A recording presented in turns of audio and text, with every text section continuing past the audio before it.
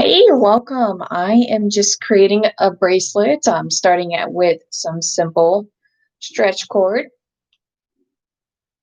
I already have it cut to length for me. And I'm starting by doing the crimp in the clasp to make this easier on me. I have bead bugs, but I'd rather use a crimp and a clasp.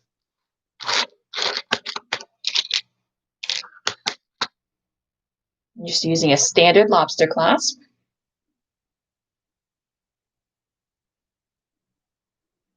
Stringing it through on the other side.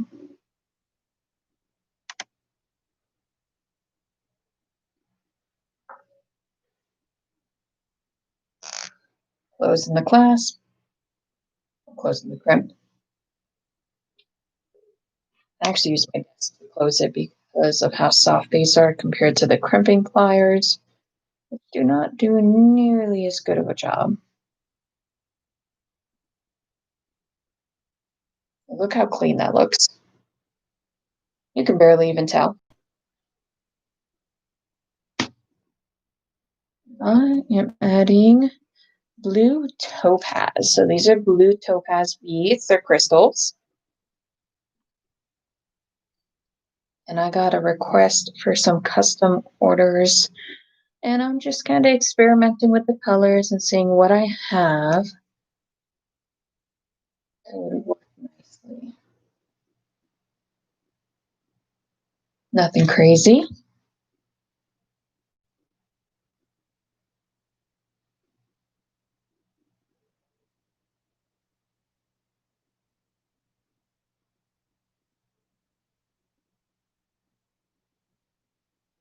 And my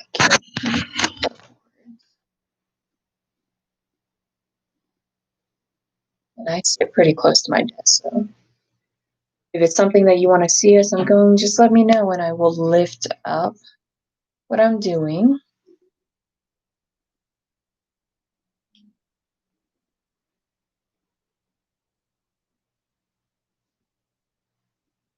Pretty stones.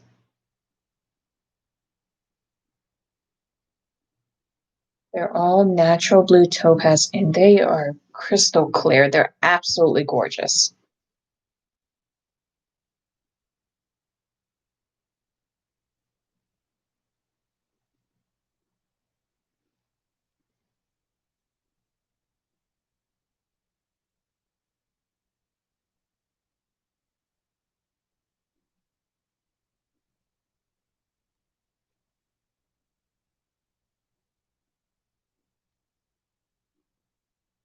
They're small, so it takes time to string them on. We don't get very far very fast, but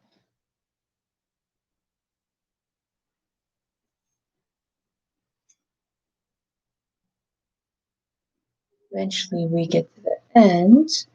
Because this is a live video, I can't really speed it up. Like if you're watching a recorded video and you could suddenly see the end product.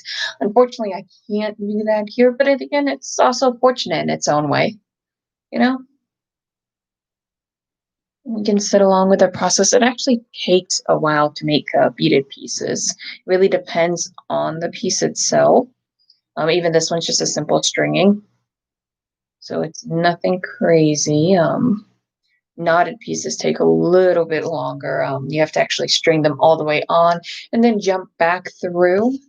So essentially you put the clasp on, you bring the pearls all the way towards the clasp, and then you string it back the opposite way. And while you're stringing it back, you do a loop in between each and then string it through again.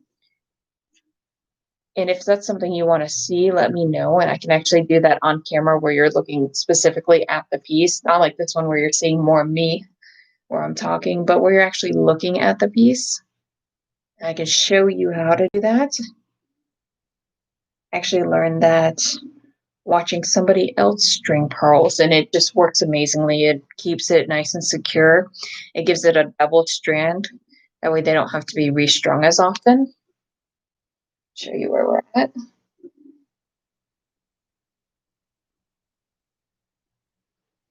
That right there is, including the clasp, about 3¼ inches.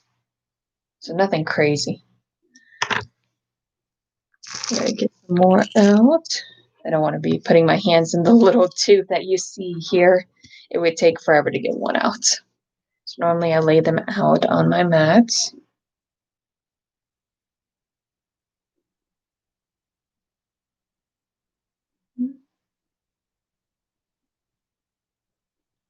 Normally when I'm stringing, I try to get more than one on at a time. So as I go, I try to line the holes up and just get them on.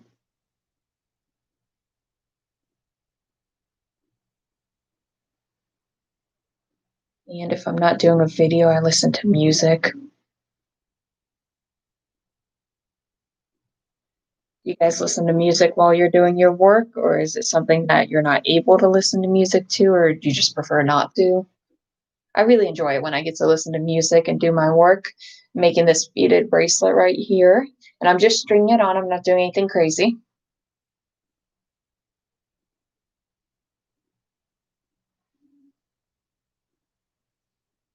Let me know if you pop in. Pop in and say hi. We're kind of just hanging out.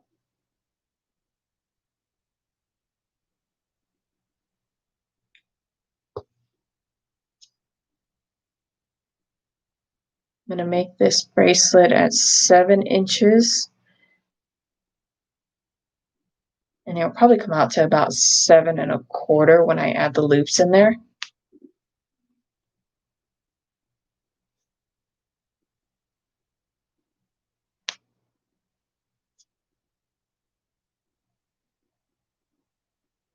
And let me know if you have a difficult time hearing me as well. If you're watching the replay of this video, let me know if I'm talking too quietly. I'm using just the standard camera that is on my computer. And so as far as audio quality goes, I have no idea if it's doing good or not.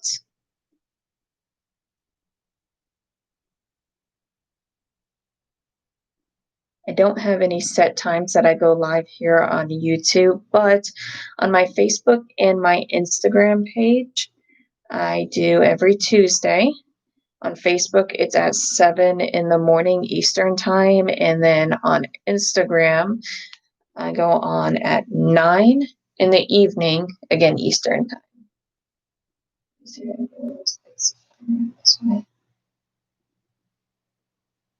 Ends up clearing too much.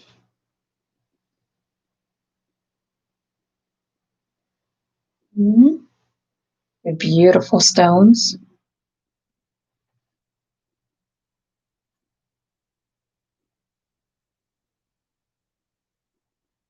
And let me know if you have any questions. If you want to know where I got the stones from, if you're interested in what string I use, or if you just want some general details, you can always ask. If there's a specific technique or style of jewelry design that you want to know about, I design my jewelry and I also create it, as you can see here. I've been doing this for about 8 years now. And I show a lot of my process on Facebook, Instagram. I have a TikTok right now. I have some pieces out on Pinterest.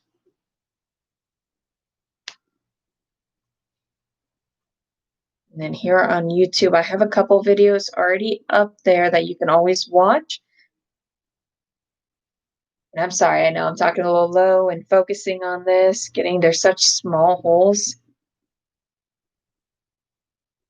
I'm keeping it bright in here so you can see me, and so it does make it a little more difficult to see. Right now, we are at just under 5 inches, so we went up about 2 inches since last we checked.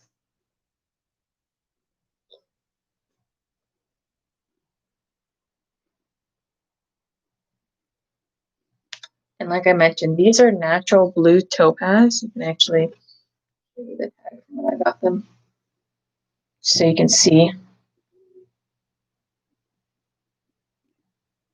And you'll notice on my wall behind me, those are my floating shelves. They hold a lot of my stones, a lot of my beads. I have a lot of natural materials.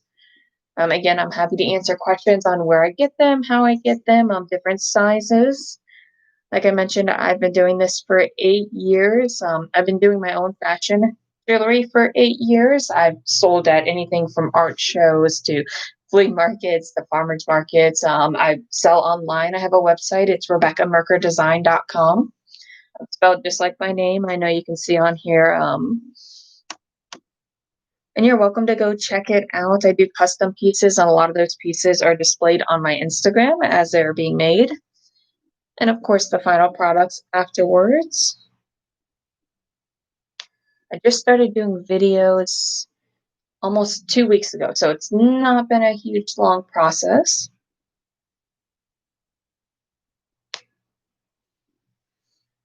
But I am hoping to have more out and to interact with more people. Most of the time when I do a recording, I'm not sitting here talking on it. There's either music or um, there's a pre-recorded piece up there. Now, to give an idea, standard is about 7 inches for bracelets. Show you how that looks.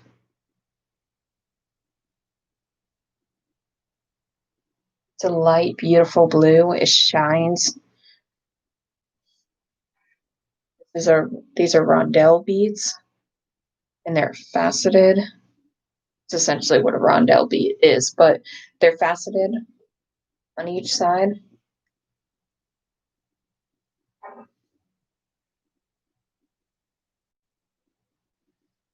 And you get a cut gemstone, like a piece you'll see in a ring, similar to one of these guys. Those are almost always faceted. When you hear rough stone, normally those are the ones that are the natural stone, just as they are. These are cut to be specific.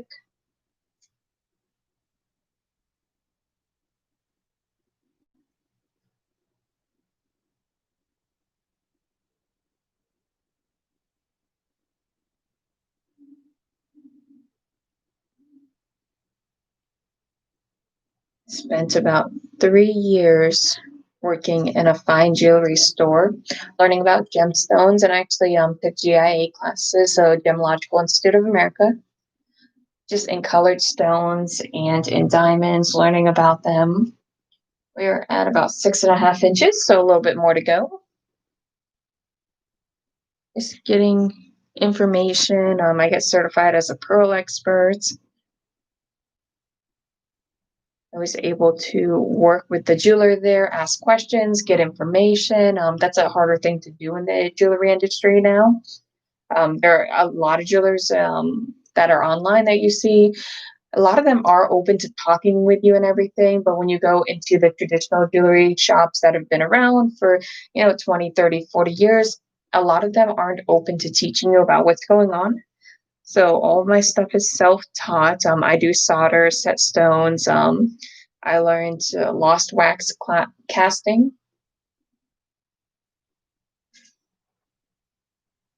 So I do carve the waxes out. It's not actually carved yet, but a ring that is being created.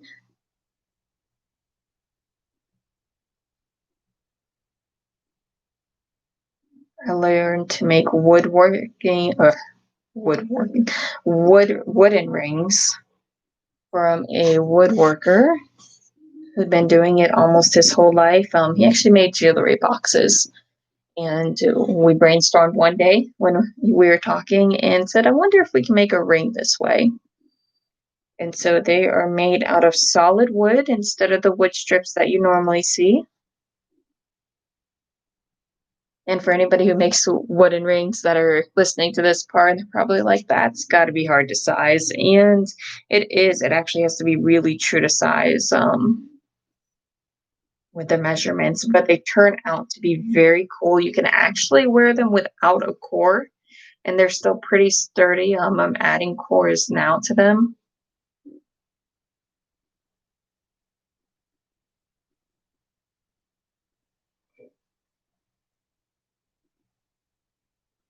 All right, that's a 7.5. taking the crimp bead, and crimp beads are these little silver tubes. I'm using silver. They're teeny, teeny, tiny. You go back, they're back here. And you string them on one end, pull them through like that. You let them fall down. You take your end piece. I'm just using a jump ring here, a little loop, making sure it's closed. This size, looping it through, holding it here. Grab your jump ring your crimp bead and hold it between both hands. Loop the string back through. It is clear string. It's actually easier to see on my side than I know it is to see on yours.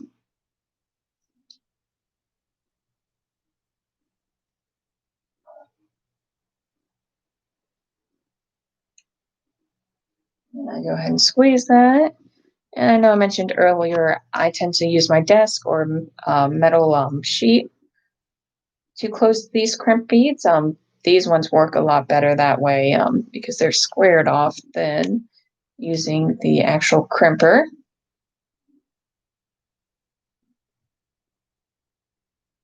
That's what it looks like. We're going to take that excess string, we're going to clip it right at the crimp bead. So this is on there. We're going to go on the other side and clip off the excess there. So I loop them on, but I like my pieces to stretch a little. You can see what the finished product looks like. It took us about 17 minutes while talking to do so. Start from the very beginning with you guys. Sometimes they go a little faster, sometimes they go a little bit slower. And if you check out my Instagram, I will show the photos in much clearer quality. Give you an idea. Next, different blue. The blue in the ring is turquoise. All right. Well, thank you for joining me. Have a great night.